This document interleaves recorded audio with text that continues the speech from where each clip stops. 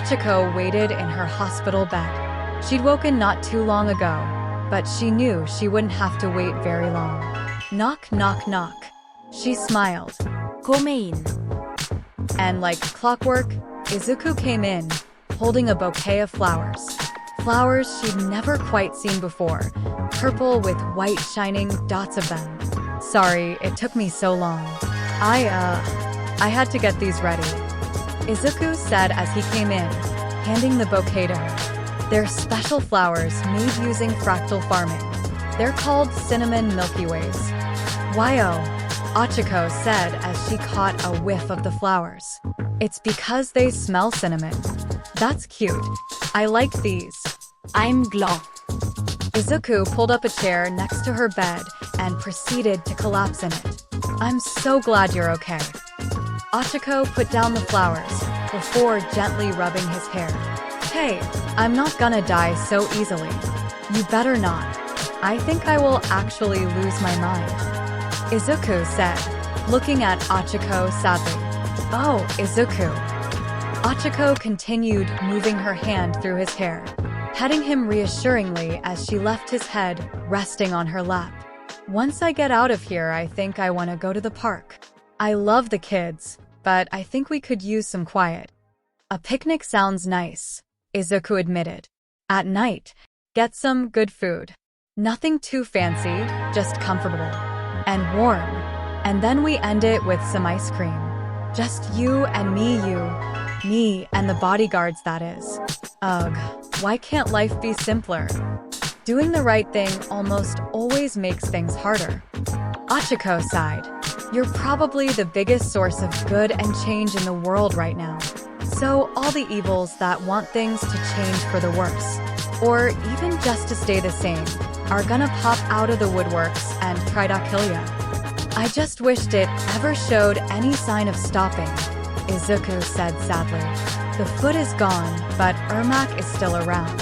I still haven't found all the shadow dragons, and the MLA is still at large. And that's just the major threats. But the foot is gone, Achiko pointed out. And from what I'm told, Ermac got weaker. So we did make progress there. But you'd think as the most powerful man in the world, I would be making more progress. Izuku sighed. You're greedy, you know that? Achiko said lightheartedly. Maybe a little. Izuku chuckled.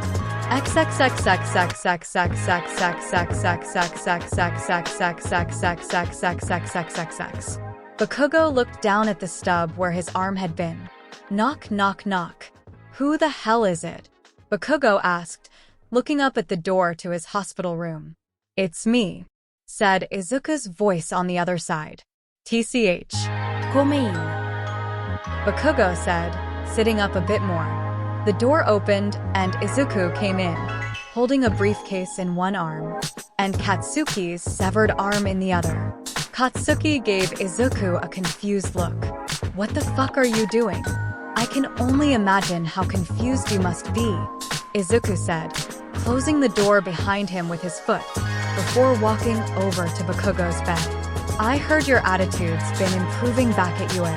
Things aren't the way I thought they were. I'm not what I thought I was, Bakugo admitted, not looking at Izuku. I finally started to get the message that our old schools didn't really teach us shit. But I don't know what's what anymore. I'm trying to figure that out. Well, that's the best I can ask for at this point, Izuku said. Now, on to business. Since you're no longer the person you were, I think I would like to reopen the possibility of a relationship. Not friends. Not now. Maybe not ever, if you don't want to be. But more like a business relationship. You are one of the best upcoming heroes, and such a person is someone I'd like to have working with me. I see. And what the hell does working with you mean exactly? Bakugo asked. Well, I could go into a bunch of stuff that would sound more professional, but instead I'm just gonna get right to the point, Izuku said. I want you to protect Achiko with your life. Don't think she needs protecting, Bakugo pointed out with a snort. You thought a lot of things, many of which turned out to be wrong. Izuku pointed out bluntly. And I'm not one to take chances. Not anymore. Not with her. For as many resources as I have, you are the one who's going to be working side by side with her as heroes, be it at school or on the field. And among all your peers aside from her, you are the strongest. And so I want you to make sure that she's safe. Of course, I'm not asking you to do this for free. Izuku placed the suitcase on Bakugo's bed and opened it up, revealing a black and red robotic arm. This was specially made for you. It'll work better for you than your old arm ever did. Izuku explained. And what if I said I'd rather have my old arm back? Bakugo asked, looking at his detached arm that Izuku had under his. Oh, that's not an option, Izuku said bluntly. You see, as much as I would love to just pretend like all the stuff that happened between us never happened, it did. And that information is very much public. If I just let this go like water under the bridge, the public isn't going to like that. But this arm, it symbolizes something. You shed blood and lost a limb for my sake. That means something. And if we just put it back on, then all of that will be lost. As such, regardless of your answer, I'm keeping this arm. Are you really just gonna steal my fucking arm? Bakugo almost laughed at the absurdity of what he just said. What made it absurd wasn't that Izuku couldn't do that, because he absolutely could just steal his arm and Bakugo couldn't do anything about that. Consider it payback for all the years of physical and mental scars I still have to deal with, Izuku said. So do you accept my deal? Yes, sure, fuck it. Bakugo sighed as he leaned back in bed. Nothing makes any fucking sense anymore, so this might as well happen. Now you have the right attitude, probably, Izuku said.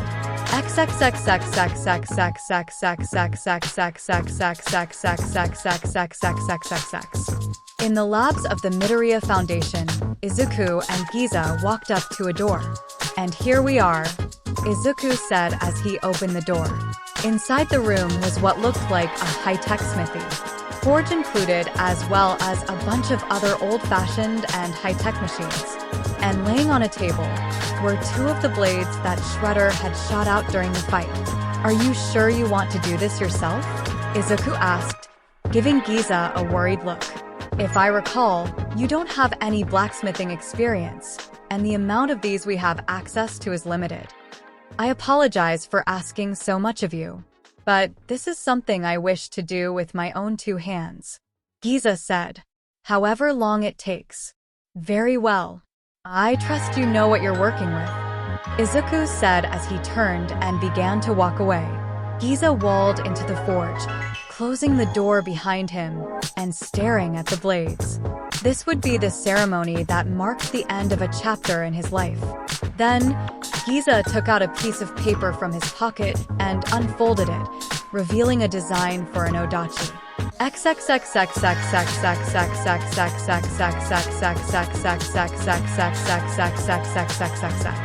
The Midoriya Foundation had many labs aside from the main one. Most of them were in the cities. However, about 1/10 of them would be located in places that could only be described as the middle of nowhere. The public was told this was for the safety of staff and outsiders alike, giving scientists more space to do experiments. This was true, but there was also another reason for some of these locations. That being it allowed Izuku to do some more shady business. In one of the meeting rooms in these far-off labs, Izuku met with Kaza. I want you to expand the Sky Pirates, Izuku told her. What do you mean? Expand? Kaza asked. As you're no doubt aware, I've been opening up holes in the crime community, creating massive power vacuums, Izuku explained. These vacuums will either be filled up by new criminal organizations, or older ones will use this opportunity to gain more power.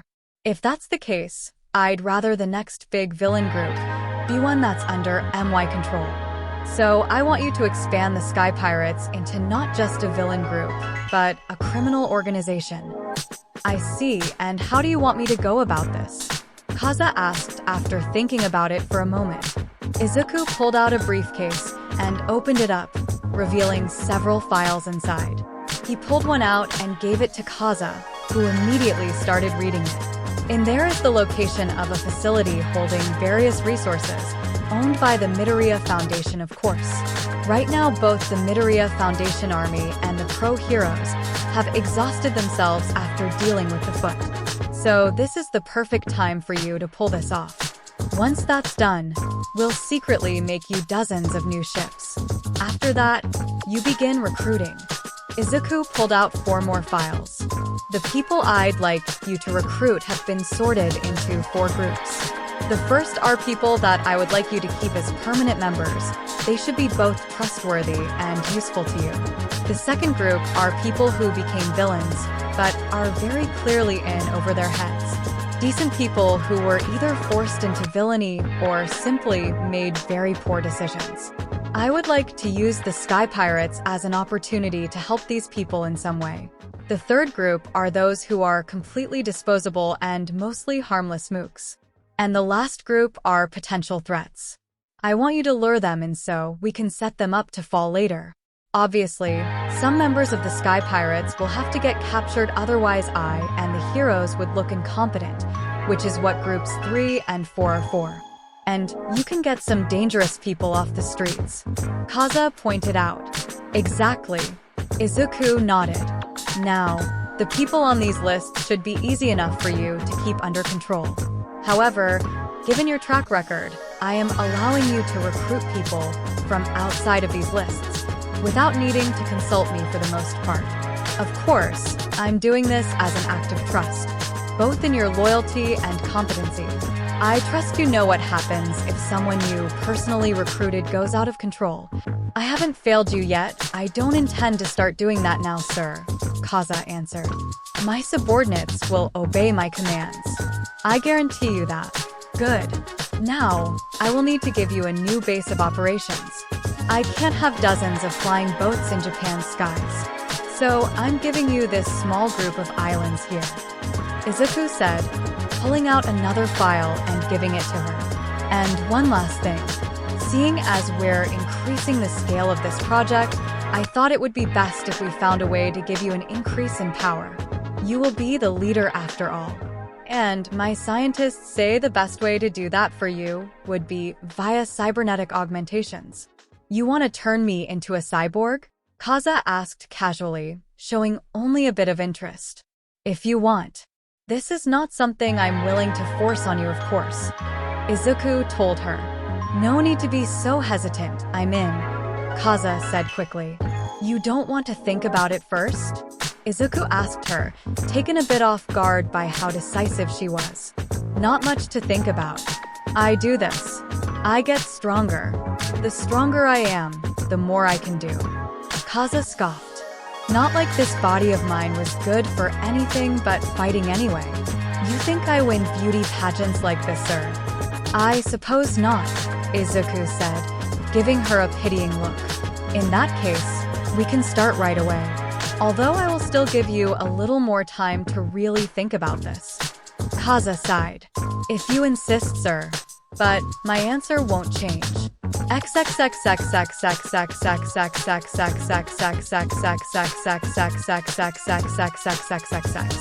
Kill. Villains. Ermac repeated as they stood in an alleyway, over a massive pool of blood that was once a mugger. There you are. Ermac turned around, and Furusaku was standing behind them. I was a bit late, but it's a good thing you escaped before that Ribrian person completely made you disappear, Furusaku said with a smile. All right, time to go. Snap. Furusaku snapped their fingers, and suddenly, Ermac found their body forcibly being shrunken down and compressed. Ermac desperately tried to activate some of their quirks, but they suddenly found that none of them would work. Don't resist. This is what you want after all, Furusaku said as Ermac turned into a black orb of energy and continued to shrink. Well, what some of you want, but it's enough. The black orb that was once Ermac continued to shrink until it turned into a small black gemstone, the size of a small rock. The rock floated over to Furusaku's hand. Your wish is granted, Furusaku said. Now do you want to help me get back home a bit faster? Don't worry, you don't have to do anything. You just have to want it. Snap. And with the snap of their fingers, they were gone.